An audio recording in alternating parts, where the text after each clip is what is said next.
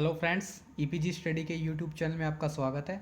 आज हम बात करेंगे अकाउंट के second chapter accounting for partnership form fundamentals के बारे में। जो बची हुई हमारी जो क्वेश्चंस है, जो थ्योरीज है, उसके बारे में आज डिस्कस करेंगे। अगर आपने हमारे चैनल को सब्सक्राइब नहीं किया तो सब्सक्राइब कर लीजिए, बेल आइकन की घंटी को दबा लीजिए ताकि हमारी हर वीडियो की नोटिफिकेशन आपको मिलती रहे। तो देखेंगे आज आगे ऋण पर ब्याज लगने की विधियाँ। जो ड्राइंग है उसके ऊपर जो इंटरेस्ट कैलकुलेट किया जाता है वो किस तरीके से किया जाता है, इसके बारे में आज डिस्कशन करेंगे। पूरा थ्योरेटिकल अच्छे से समझेंगे। तो आइए देखते हैं। देखो, इसके लिए दो मेथड है, एक हमारा सिंपल मेथड है, दूसरा हमारा प्रोडक्ट मेथड है। तो देखेंगे सबसे पहले सिंपल मेथड यानी कि साधारण विधि। इस विधि में ऋण की अलग अलग राशियों पर ऋण की तिथि से लेखा तिथि तक की विधि का ब्याज अलग अलग लगाया जाता है। ऋण की प्रत्येक राशि पर जब ब्याज की गणना निम्नलिखित सूत्र से की जाएगी। जैसे देखो, यहाँ पे सिंपल मेथड के अंदर ऋण की राशि मल्टीप्लाई जो ब्याज की दर है वो बटे में 100 गुणा में जितने महीने हैं डिवाइडेड बाई 12। इस तरीके से हम सिंपल मेथड से हम क्या निकालेंगे, इंटरेस्ट निकालेंगे ड्राइंग पे। ठीक है। उसके बाद है हमारी गुणनफल विधि। देखिए, गुणनफल विधि यानी कि प्रोडक्ट मेथड से क्या कैसे निकलेगी। इस विधि में ऋण की प्रत्येक राशि को सर्वप्रथम सबसे पहले महीनों से गुणा करके गुणनफल ज्ञात किए जाते हैं। यानी कि जो भी राशि है उसको जितने भी महीनों के लिए यूज किया गया उसको गुणा करके उसके गुणनफल ज्ञात करेंगे। उसके बाद इन गुणनफलों को जोड़ लेंगे। ठीक है, उन गुणनफलों को क्या कर लेंगे, जोड़ लेंगे। पर एक महीने का ब्याज लगाया जाता है, जोड़कर उन पर एक महीने का ब्याज लगाया जाता है और ये निम्नलिखित सूत्र से लगाया जाएगा। जैसे देखो, गुणनफल का योग जितना भी होगा ब्याज की दर डिवाइडेड बाई 100 और 1/12। और सिंपल विधि में क्या था, ऋण की राशि गुणा में दर बटे में 100 महीने डिवाइडेड 12 और यहाँ पे गुणनफलों का योग गुणा में ब्याज की दर डिवाइडेड बाई 100 और बटे में 1/12। ठीक है। इसके बाद देखेंगे मासिक ऋण।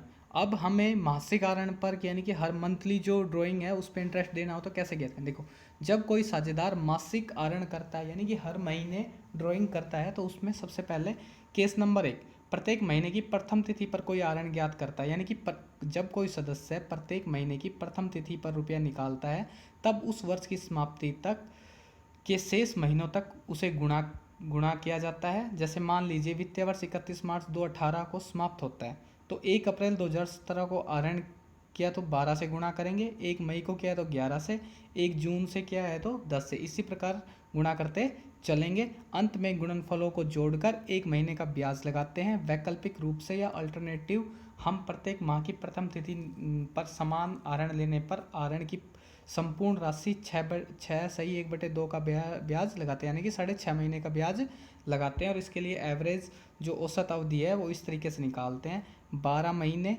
प्लस में 1 मंथ डिवाइडेड बाई 2 यानी कि 6.5 मंथ। ठीक है। नोट, यहाँ पर अवधि एवरेज पीरियड के माध्यम से निकाली जाएगी। ऋण की सभी राशियाँ समान हो तथा ऋण के मध्यांतर समान गैप हो। यानी कि ये दो चीज़ें हमारे पास होनी चाहिए कि जो हमारी ऋण की राशियाँ है वो भी समान हो और जो ऋण के बीच जो मध्य समानांतर गैप है टाइम का वो भी समान हो। उसके बाद सेकंड केस में देखेंगे प्रत्येक महीने की अंतिम तिथि पर। अब देखेंगे कि प्रत्येक महीने की जो अंतिम तिथि है उस पर निकालेंगे तो कैसे करेंगे। उसमें भी यही है, प्रत्येक महीने की अंतिम तिथि करेंगे तो 11 महीने से गुणा करेंगे, 31 मई को निकालेंगे तो 10 से, 30 जून को 9 से। और इसी प्रकार इन गुणनफलों को जोड़ लेंगे और एक महीने का ब्याज लगाएंगे और यहाँ पे 5.5 महीने का ब्याज लगेगा। ठीक है, उसी एवरेज पीरियड 11 प्लस में 0 डिवाइडेड बाई 2। थर्ड केस के अंदर महीने की किसी भी तिथि को ऋण यानी कि हम महीने में किसी भी तिथि को ऋण निकालेंगे तो प्रत्येक साझेदार में किसी भी समय ऋण कर लेता है तो यहाँ पे संपूर्ण राशि पे 6 महीने का ब्याज लगेगा। ठीक है। इसके बाद है केस फोर्थ यानी कि प्रत्येक तिमाही की प्रथम तिथि यानी कि जो हमारा क्वार्टर्स है उसकी प्रथम तिथि को निकालेगा तो क्या करेंगे, समान राशि ऋण करता है तो उस पर एवरेज पीरियड इस प्रकार से ज्ञात करेंगे, यानी कि 12 मंथ्स प्लस में 3 मंथ्स डिवाइडेड बाई 2 यानी कि 7.5 मंथ का ब्याज लगाएंगे। केस नंबर 5 प्रत्येक तिमाही की अंतिम तिथि पर करेंगे तो क्या करेंगे, अंतिम तिथि के लिए एवरेज पीरियड कैसे निकालेंगे, 9 प्लस में 0 डिवाइडेड बाई 2 यानी कि 4.5 महीने का ब्याज। सिक्स्थ कंडीशन, प्रत्येक तिमाही के मध्य के अंदर यानी कि प्रत्येक तिमाही के अगर मध्य में निकालेंगे तो 10.5 और 1.5 डिवाइडेड बाई 2 यानी कि 6 महीने का ब्याज होगा हमारा।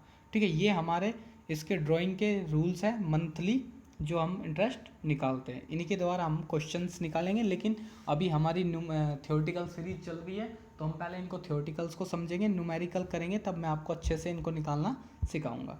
ठीक है, इसके बाद देखेंगे लाभों में से आहरण तथा पूंजी में से आहरण, इनका क्या अर्थ है, यानी कि जो हमारे प्रॉफिट्स में से ड्राइंग करेंगे या कैपिटल में से ड्राइंग करेंगे, उनका क्या अर्थ है। देखो, लाभों में से आहरण का अर्थ है फर्म द्वारा वर्ष के दौरान अर्जित किए गए लाभों में से आहरण। पूंजी से आहरण का अर्थ है लाभों के हिस्से से अधिक आहरण। ठीक है, दूसरा, ऐसे आहरण से फर्म की पूंजी में कमी नहीं आती। ऐसे आहरण से पूंजी में कमी आती है। पूंजी पर ब्याज की गणना करते समय इस बात पर ध्यान नहीं दिया जाता, पूंजी पर ब्याज की गणना करते समय इसमें पूंजी में से घटाया जाता है। ठीक है, अब देखेंगे पूंजी पर ब्याज के संबंध में प्रावधान।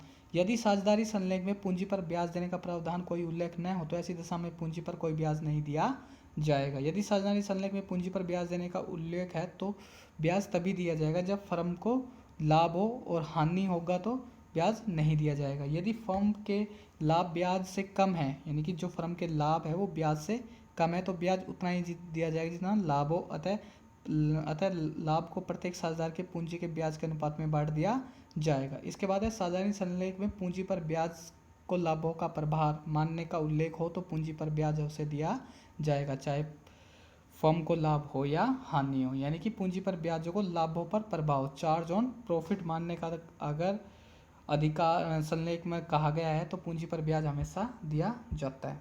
इसके बाद आप देखेंगे कि बंद हुए खातों का समायोजन, यानी कि एडजस्टमेंट करेंगे क्लोज अकाउंट के लिए।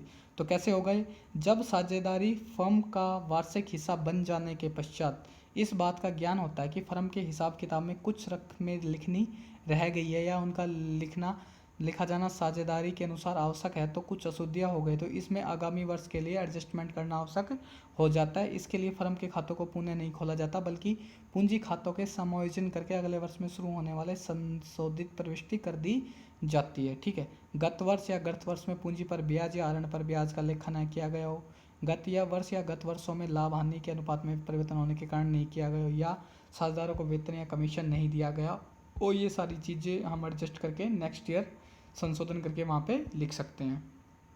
इसके बाद है साझेदार को लाभ की प्रतिभूति, यानी कि कभी कभी किसी साझेदार से समझौता हो जाता है कि उसे एक न्यूनतम राशि लाभ में से उसके हिस्से के रूप में अवश्य मिलेगी, चाहे फर्म को हानि ही क्यों ना हो।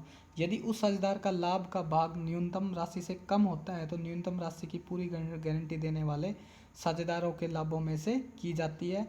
यह गारंटी किसी एक साझेदार द्वारा भी दी जा सकती है, कई साझेदार द्वारा मिलकर भी दी जा सकती है। यानी कि उसे अगर कहा गया है कि फर्म को चाहे लाभ हो चाहे हानि हो, उन्हें एक गारंटी हिस्सा फर्म में लाभ में से मिलेगा, चाहे और या लाभ में से मिलेगा, तो या तो वो एक साझेदार दे सकता है या सारे साझेदारों में से उसे दी जा सकती है। ठीक है, ये था हमारा सेकंड चैप्टर। अब नेक्स्ट वीडियो में थर्ड चैप्टर की थ्योरेटिकल के बारे में बात करेंगे। Thank you, good night.